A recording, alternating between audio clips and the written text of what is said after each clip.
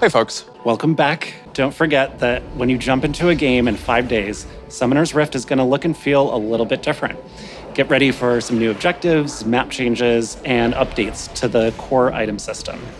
And as a reminder, Season Start Cinematic is going to be releasing next week on January 10th. So we're making some focused improvements on how the rank system evaluates player skill to reduce these situations. These changes will be going live when you start your rank climb next week. The changes should help resolve some other pain points, such as losing more LP than you gain, even with a positive ranked win rate overall, and also help with differentiating between Smurf accounts and new players. Meanwhile, he's getting ready for some fun too. We are currently finishing up Skarner's VGU, and we can't wait for you to skitter across the Rift in the first half of the year.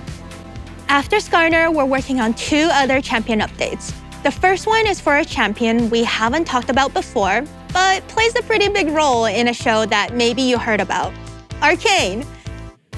We want to bring their Arcane version to the Rift with updated visuals and VO, while also giving some love to their gameplay. You can expect to see them early next year after the 2nd season is over. After the Arcane-inspired VGU, we're excited to announce that we'll finally be tackling Shyvana. We're thinking about refining and progressing who she is and tuning up her gameplay instead of a complete overhaul on her narrative and themes. Think more Udyr and less Skarner. Shyvana's VGU will not be released until 2025. Okay, now on to the new champions. Meet Smolder, the fiery fledgling. Hi, I'm Smolder. Oh, my mom says hi too. Who's the best dragon? I'm the best dragon. After Smolder, our Vestayan solo laner is someone we've been wanting to bring to the Rift for a while. Making a new mid-range mage. We have another champion in the works. So the first bit of Arcane you'll be seeing in League will be Ambessa Madara. She'll bring Noxian domination to the Rift. She brings both strength and speed, sidestepping attacks with surprising agility.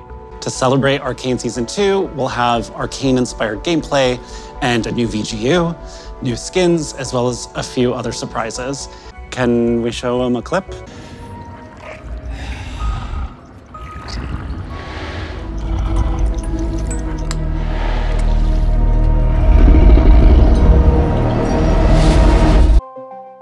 We're uncapping the leveling system and letting you show up exactly how much you play your favorite champions.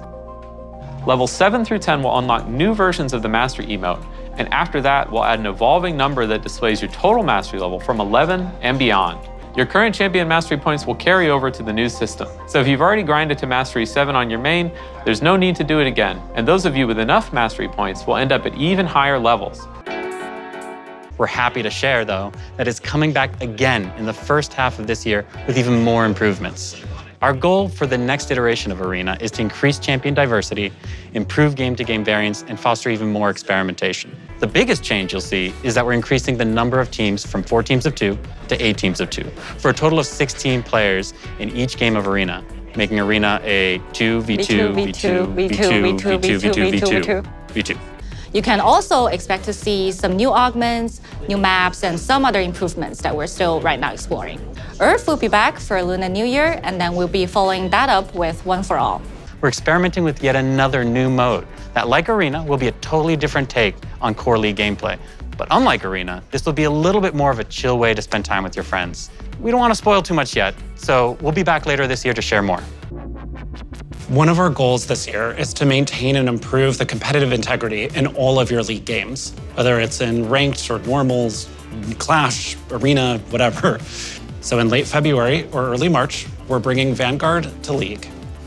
Vanguard is our proprietary anti-cheat and anti-botting software. Now, Vanguard offers us the ability to catch bots and cheaters as quickly and effectively as possible.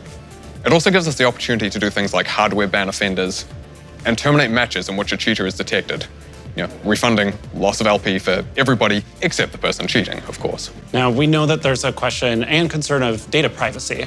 Vanguard does not collect or process any personal information differently from our current anti-cheat software. We don't need or want to know anything more about you or your machine other than what is necessary to maintain integrity when playing our games. Now, if you already have Vanguard installed because you've played Valorant, you won't need to do anything else and you can continue as normal. But if you haven't, starting in a few weeks, you'll be required to install Vanguard in order to play League. I believe we owe you an updated prestige skin list. Yes, we do. Ta-da! Oh.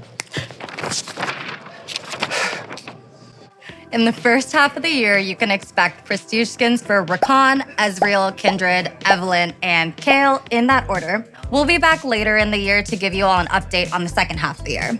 We also wanted to give you all an update on our 2 ASUs. Lee Sin's base is finalized, and we've been working through his extensive skin catalog. And you can expect to bring him onto the Rift in early May.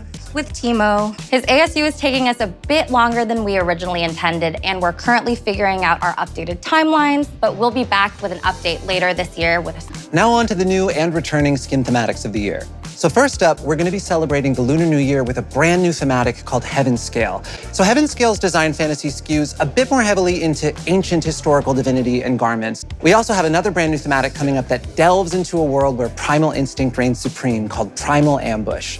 Primal Ambush draws heavy inspirations from the refined skill of martial artists and the raw, fierce strength of tigers themselves. We'll also have the return of some established thematics like Porcelain, recent favorite Fairy Court, as well as some well-loved thematics we haven't visited in a few years, like Project and Blood Moon, and you can expect to see all of these come out before summer this year. So some of our older Legendaries, for instance, were released before we started adding content such as Legendary Borders.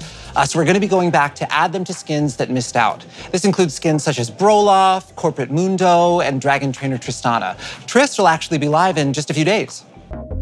This year, we're making it so that there are 3 base slots for the LPL, LCK, LEC, and LCS at Worlds, with new ways for teams and regions to earn additional slots. The LLA, CBLOL, PCS, and the VCS will have their slots remain unchanged.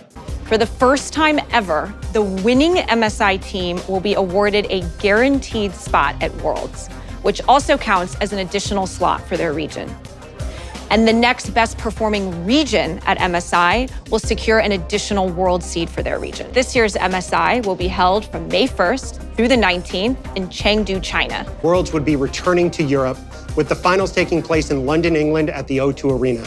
Well, we'll be kicking off Worlds in Berlin at our newly remodeled eSports Arena for the play-ins and Swiss stages. Then we'll head to the Adidas Arena in Paris, France for quarterfinals and semifinals. Worlds will run from September 24th through November 2nd. This year is all about League and celebrating our 15th birthday with all of you. So look forward to the celebrations coming in October. Best of luck on your climbs, and welcome to season 2024.